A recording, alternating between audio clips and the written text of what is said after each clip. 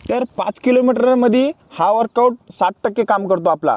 तर आज आपण बघणार आहे वनरक्षकसाठी दुसरा बेस्ट वर्कआउट, जेणेकरून आपलं 5 किलोमीटर कव्हर होतं। तर हा वर्कआउट म्हणजे टेम्पो रन आहे। टेम्पो रन म्हणजे काय, म्हणजे कन्सिस्टन्सी। हा कसा करायचा तर चला आपण आज बघू। तर 1 किलोमीटर एकदम स्लो कूल डाऊन रनिंग करायची, वॉर्मअप राऊंड म्हणतो आपण तसं।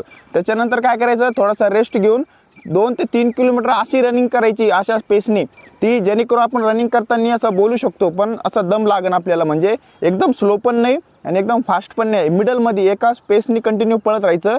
त्याच्यानंतर काय करायचं, 1 किलोमीटर नंतर परत एक वॉर्मअप राऊंड मारायचा स्लोमध्ये। तर या वर्कआउटनी फायदा काय होतो माहिती आहे का, कारण की आपण रनिंग करताना 5 किलोमीटर एका सेम स्पीडनी कंटिन्यू जास्त 1 ते 1.5 किलोमीटर 2 किलोमीटर 3 किलोमीटर आपण कव्हर करू शकतो, रनिंग करू शकतो।